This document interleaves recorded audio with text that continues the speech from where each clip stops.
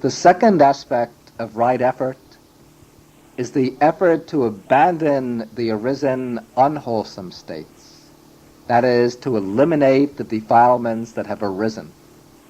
When we see in our mind that one of these unwholesome states is present, we have to apply our energy to eliminate it. This can be done by a variety of methods. In one sutta, the Buddha gives 5 different methods for training the mind to overcome unwholesome states. One method is to replace the unwholesome thought formation by its opposite, by the wholesome thought exactly opposed to it. For example, if strong attachment arises in the mind to, say, wealth or possessions, then we can reflect on the impermanence of those possessions. When we do that, the attachment fades away.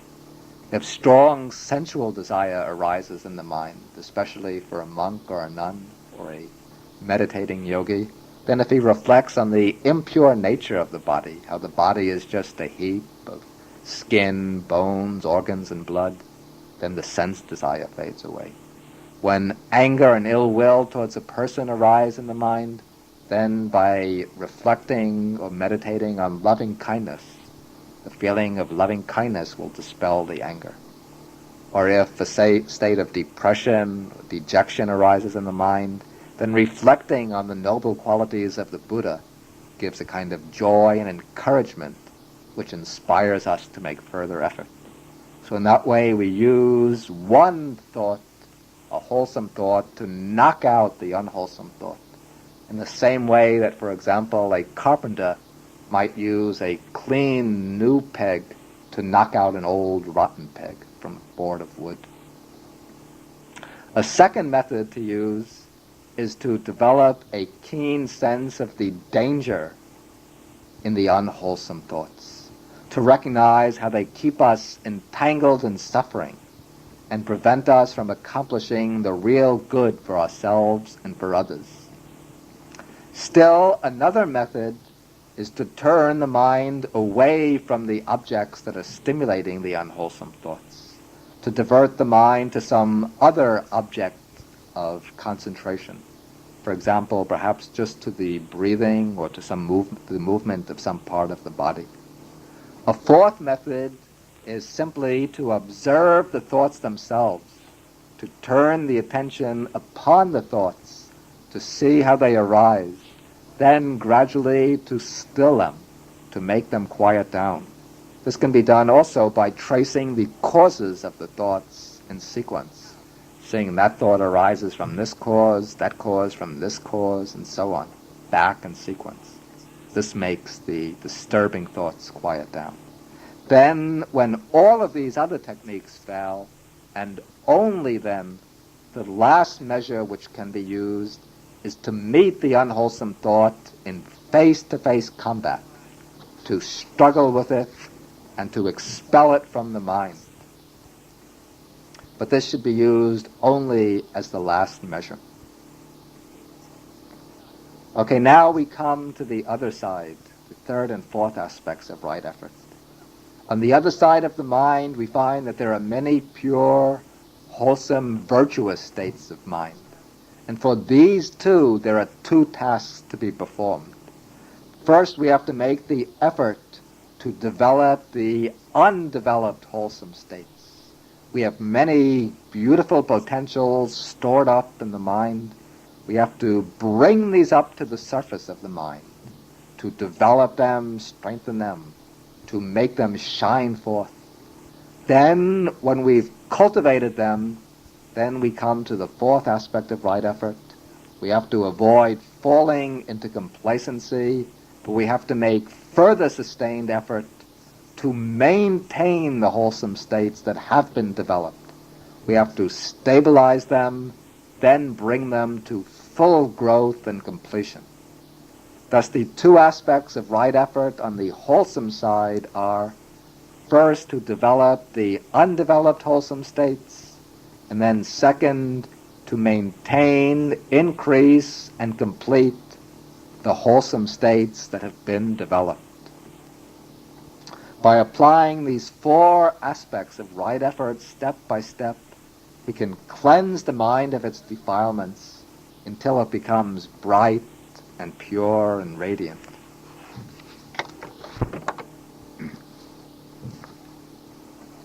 Now, it might seem that right intentions and right effort are very similar. And though they are very similar in some respects, they're not exactly the same. Right intentions, the second factor of the path, means the basic purpose or direction of the mind. And right effort, the sixth factor, is the actual application of energy to eliminate the unwholesome states and to develop and perfect the wholesome states. In the actual practice of the path, these factors are so closely intertwined that we can't draw a sharp dividing line between them. They actually function together, but what we can do is to distinguish their distinct functions. Right intention is the factor which directs the mind. Right effort is the energy or mental power which energizes the mind. We might compare the two to the steering wheel and the carburetor of the car. The steering wheel determines the direction of movement. The carburetor burns the fuel to supply the energy. And both contribute to the actual movement of the car. And when the car is moving, we can't precisely distinguish these two functions, since they both cooperate with each other. Now, a further word of caution has to be added about right effort. When we say that right effort has to be made, this doesn't mean that we should just strive blindly. The mind is a very delicate instrument, and the development of the mind requires a very precise balancing of the different mental faculties. We need an alert, clear, keen degree of mindfulness to recognize what kind of mental state we're in. We also need a certain degree of wisdom to know how to keep the mind in balance, how to prevent it from veering towards extremes. This is an aspect of the middle way. It means striking the right balance in practice, knowing how to harmonize the different faculties to gain the maximum contribution from each, without doing any harm to the mind, without exhausting the mind on the one hand, without letting it go into stagnation on the other.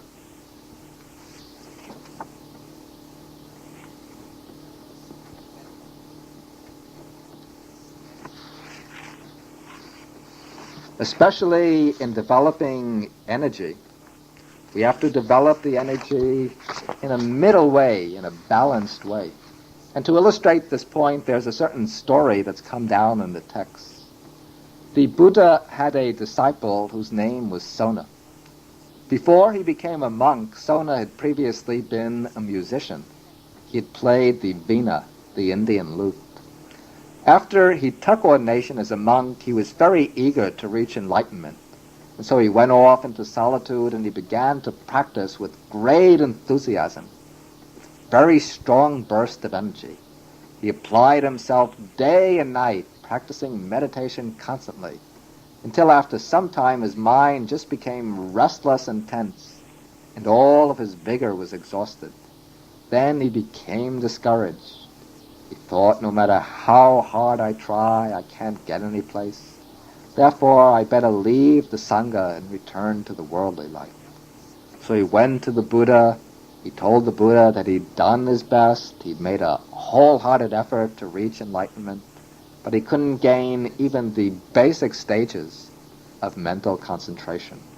Therefore, he said, now I'm going to leave the Sangha and return home. The Buddha approached this case very skillfully. The Buddha didn't just begin discussing his problem directly. Instead, the Buddha asked him. He said, what did you do before you became a monk? Soma said, before I became a monk, I used to be a musician. I played the lute. Then the Buddha said, tell me, when you were tuning up your lute, if you tuned the strings very tightly, what would happen? Could you play well? No, then I couldn't play the lute very well. The pitch would be too high, and sometimes the strings would break. Then the Buddha asked, When you left the strings very loose, then could you play the lute? Sona said, no. When the strings were left loose, then I would just get a dull, droning sound, and I couldn't get very good music coming from my instrument. Well then, the Buddha asked, how could you get good music from the lute? Sona answered, well, to get good music, I would tune the strings that they weren't too tight and weren't too loose. Then I could get perfect music out of the lute. The Buddha said, that's just the key to practicing the path, to be in balance, not too tight and not too loose. You shouldn't be too exertive, since that just exhausts your energies. It makes your mind tense and restless, and it leads to discouragement. On the other hand, you shouldn't be slack and negligent. If you become negligent, then you can't make any progress at all. The way to practice is according to the middle way. Balance energy with calm, then you can make progress. Sona went back to his meditation cell. He practiced the way the Buddha taught him, and in time he reached his goal and became one of the foremost outstanding disciples of the Buddha. To develop the mind further, to make it capable of gaining concentration and insight, we have to enter the practice of the next factor of the path, right mindfulness, samasati. Now, what is meant by right mindfulness? Right mindfulness is the clear awareness of what is happening in us and around us at the successive moments of experience. Mindfulness is a form of attention. To practice mindfulness involves attending to our experience. But mindfulness differs somewhat from ordinary attention.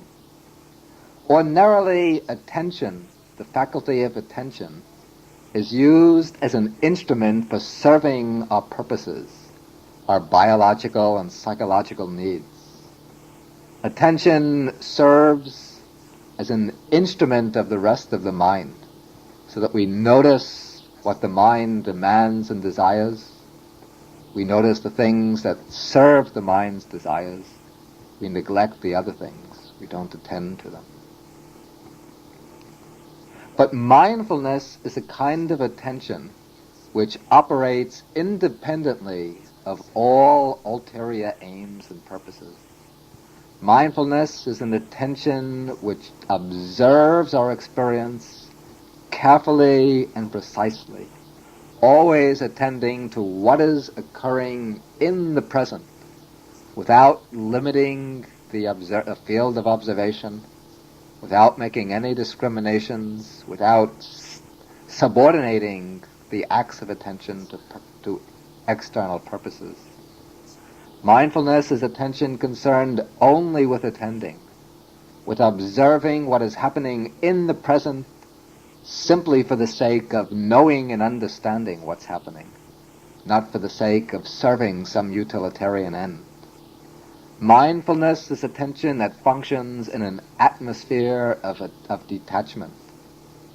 It's attention that aspires towards a pure objectivity, an awareness which reflects the nature of objects exactly as they are, without adding to them, without elaborating upon them, without interpreting them through the screens of subjective evaluation and commentary. The Buddha divides the practice of mindfulness according to its objects into 4 groups called the 4 foundations of mindfulness. These are the mindful contemplation of the body, the mindful contemplation of feelings, the mindful contemplation of states of mind, and the mindful contemplation of mind objects. The practice of right mindfulness consists in the mindful contemplation of these 4 objects. In mindful contemplation of the body the practitioner has to develop a continuous awareness of the bodily process. Begin with the grossest object, the physical body. The mindfulness of the body includes a number of exercises. The most basic of these is the mindfulness of breathing, anapanasati. Sitting in a comfortable cross-legged posture, the meditator, when breathing in, becomes aware of breathing in. When breathing out, he becomes aware simply of breathing out. When taking a long breath, he's aware of the long breath. When taking a short breath, he becomes aware of a short breath. Thus the mindfulness just follows the in and out movement of the breath exactly as it occurs. This mindfulness can then become extended from the breathing to all the different aspects of bodily experience. The whole body itself becomes the object of mindfulness, attended to with mindfulness. The body becomes analyzed into its component parts, its organs, its tissues, and so on. So the body becomes laid out, as it were, on a slide, the mental slide available to our contemplation. Mindfulness of the body can further be applied to action, to the different postures of the body, walking, sitting, standing, and lying, to the different activities, eating, moving about, going to the bathroom, lying down, speaking. Every aspect of physical experience of the body eventually comes into the range of mindful contemplation.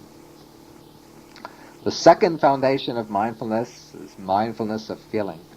This involves attending to the feelings that arise on the different moments of experience. The pleasant feelings, the painful feelings, the neutral feelings. Whatever feeling arises is attended to with bare mindfulness, without liking and disliking. We simply become aware of whatever feeling has arisen. In this way, we prevent the mind from getting sucked into the feelings, from grasping after pleasure, from running away after pain. The mind becomes able to look at all the states of experience with calm equanimity and self-possession. The third foundation of mindfulness is the mind itself, that is, the general state of consciousness.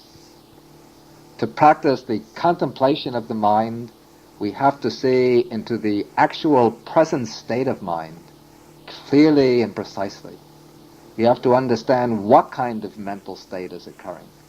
You have to clearly reflect the state without judging, without reproaching ourselves for the unwholesome states, without congratulating ourselves for the wholesome states. We just see the nature of the state of mind with detached observation. Then we have to determine the nature of that state, whether it's a wholesome state or an unwholesome one. Then we have to see into the kind of wholesome or unwholesome state of mind, whether it's a state that has attachment, aversion, or delusion, whether a state free from attachment, aversion, and delusion, and so on. Whatever state of a mind arises is noted just as it is, then allowed to go its own way without clinging to it. The third foundation of mindfulness is called Dhammanupassana, the contemplation of Dhammas. The Dhammas spoken of here are the factors and objects of the mind. At this level of mindfulness, we tune in on the specific contents of the mind, rather than the general state of mind, as we did in the previous exercise. Here the mind is dissected into its components to see what factors are at work within it, whether the defilements are present or the wholesome factors. Then if the defilements are present, we have to note their presence, then investigate them to see how they arise, how they can be eliminated, how they can be prevented from occurring in the future.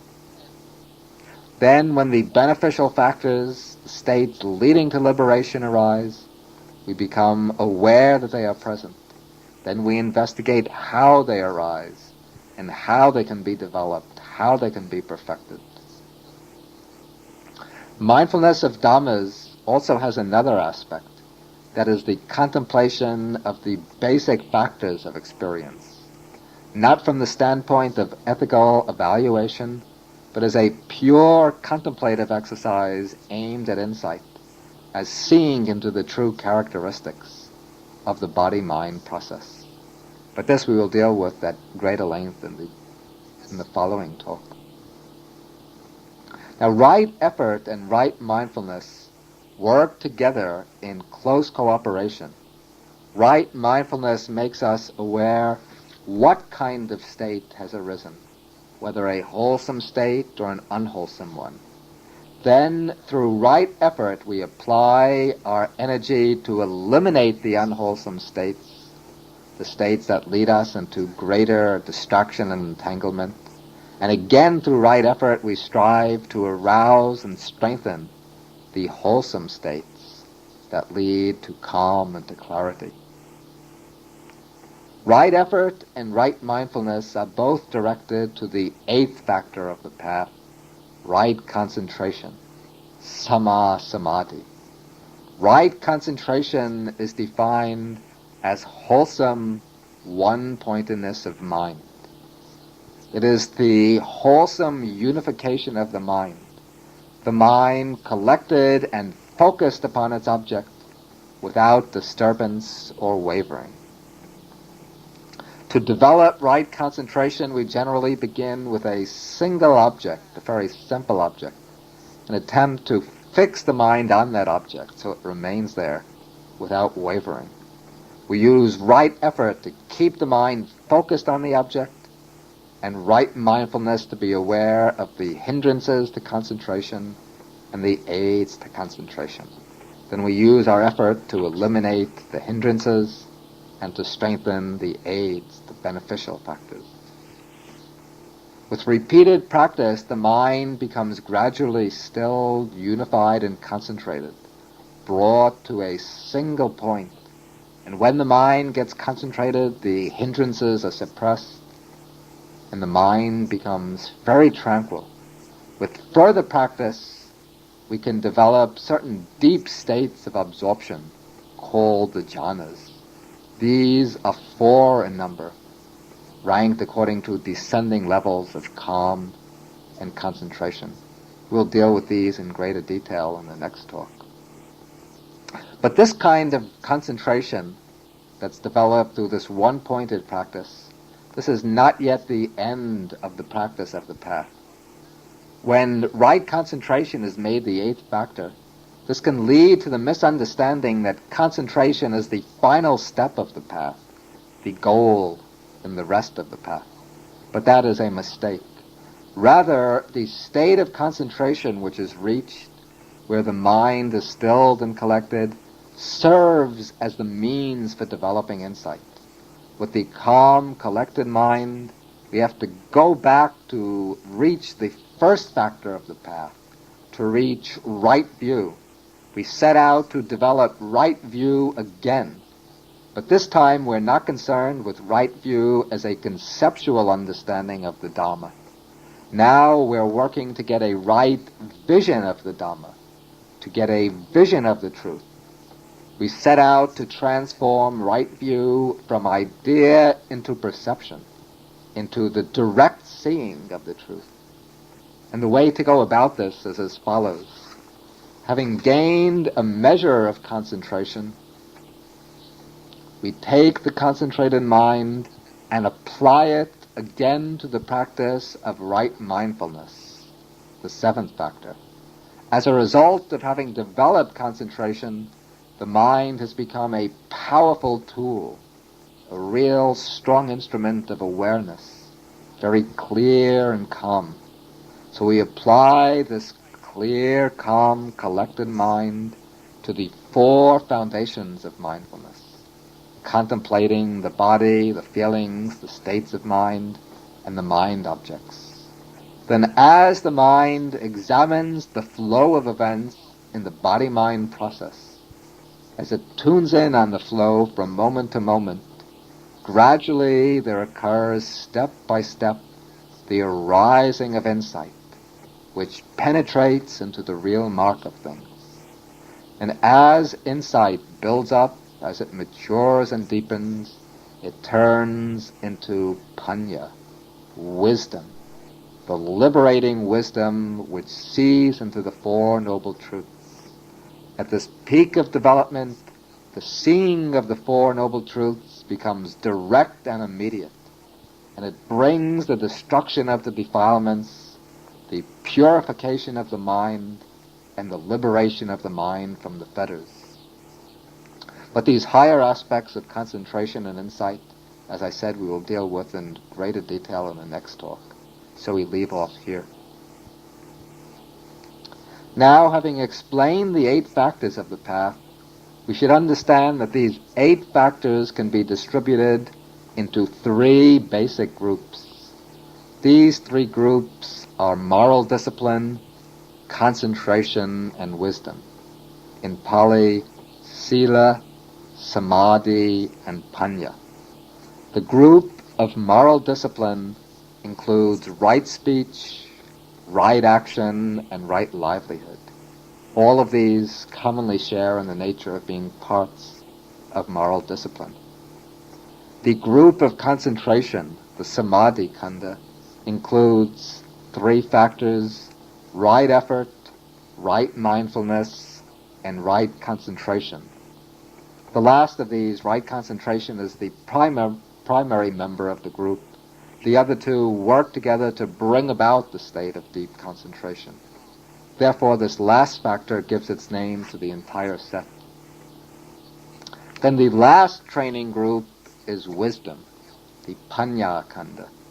This includes the 2 factors, right view and right intentions. Right view represents the direct experiential aspect of wisdom. The inclusion of right intention shows another side to wisdom. It shows the purposive side of wisdom, that wisdom is not merely a matter of passive understanding, but an understanding that has the effect of altering our attitudes and goals, that shows up in our purposes, intentions, and motivations. The 3 aspects of the path are to be developed with one stage acting as the base for the other. We begin with a kind of preliminary right view and right intentions. These come at the very outset. They're really the forerunners of the threefold training rather than a part of it. To embark on the threefold way, we need a certain right understanding of the nature of existence and the right motivations, the right intentions for taking up the practice. Then we enter the actual training with the factors of moral discipline. We strive to purify our discipline through right speech, right action, and right livelihood. Moral discipline acts as the basis for developing concentration. Then when the mind is calm and concentrated, that acts as the basis for developing wisdom. When wisdom is fully developed, it results in liberation, the release of the mind from all defilements.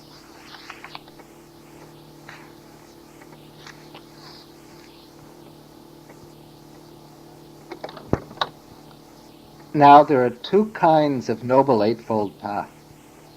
This is an important distinction which has to be remembered. First, there is the mundane path, the Lokiya Magga. This is the path that's developed on occasions when we make a deliberate effort to practice the 8 path factors.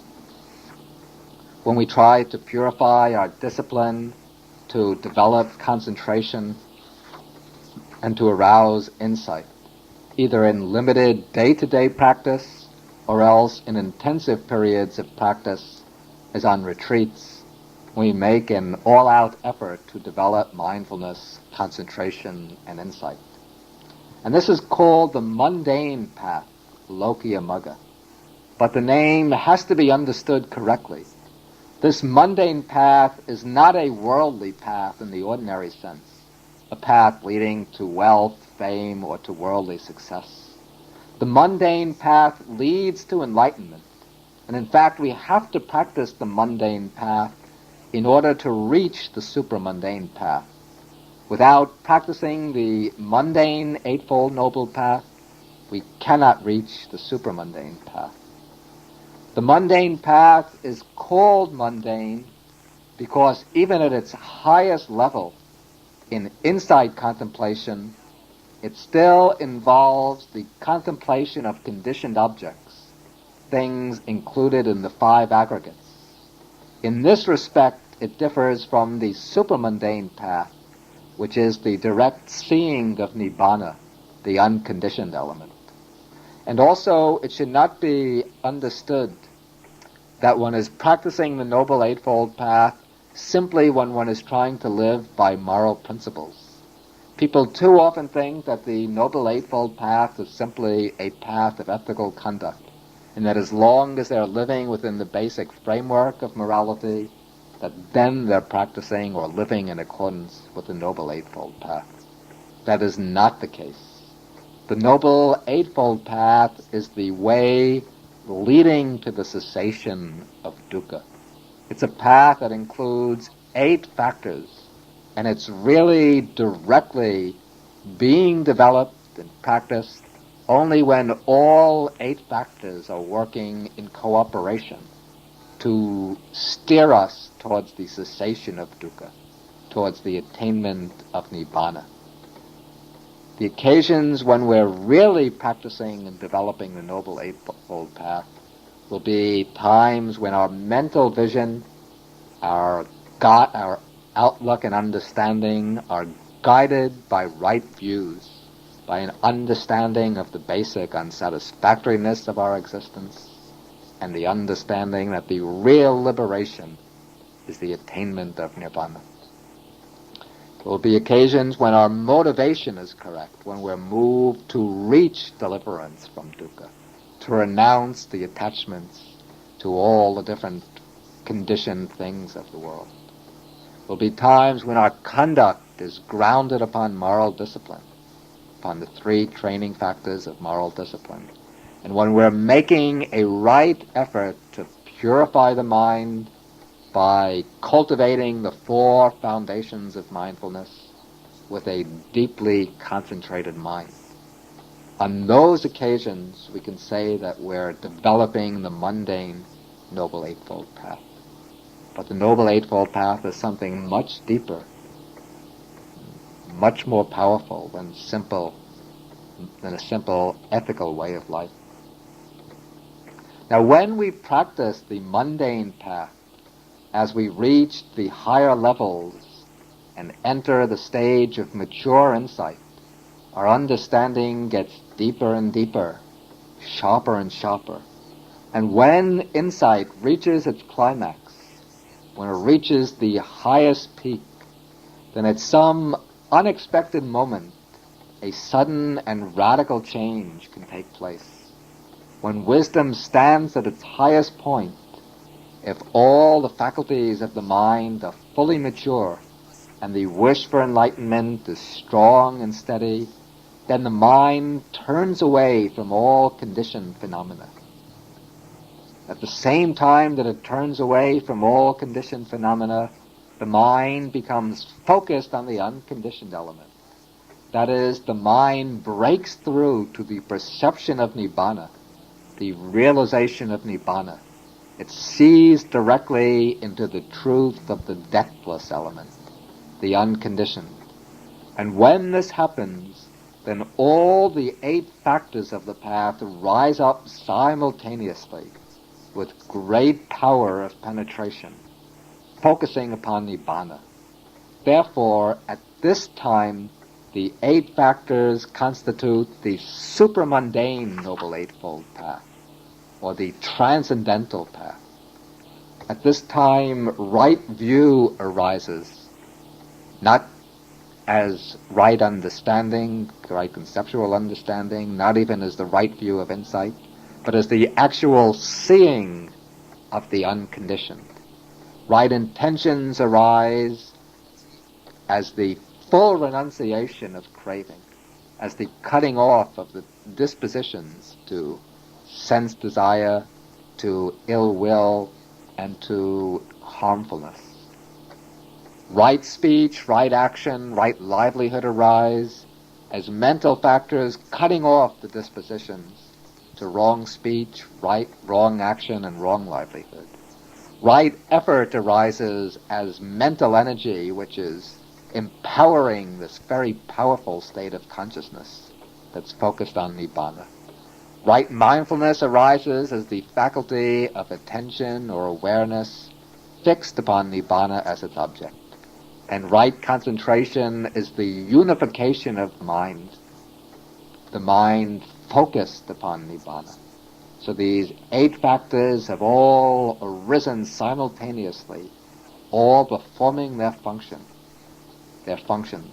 And the mind equipped with these 8 factors, this is the supramundane consciousness, the mind which has risen up out of the world and now knows the unconditioned reality transcendent to the world. And these supramundane states of the path, these come in 4 stages. There are 4 levels to the supramundane path. The first is called the path of stream entry, the second the path of the once returner, the third the path of the non-returner, and the fourth the path of arhatship. We will deal with them in greater length next time. Now the path experience lasts only for a moment, but when it occurs, that moment of consciousness cuts off and eradicates a certain set of defilements. It cuts them off right at the roots so that they can never arise again. And the first time that the path arises, the path of stream entry, the yogi enters irreversibly upon the way to liberation. From the point he reaches stream entry on, he can never fall away. Up to this point, he could still fall back. He could still be swept back into the current of the world. He has no absolute assurance of winning the goal.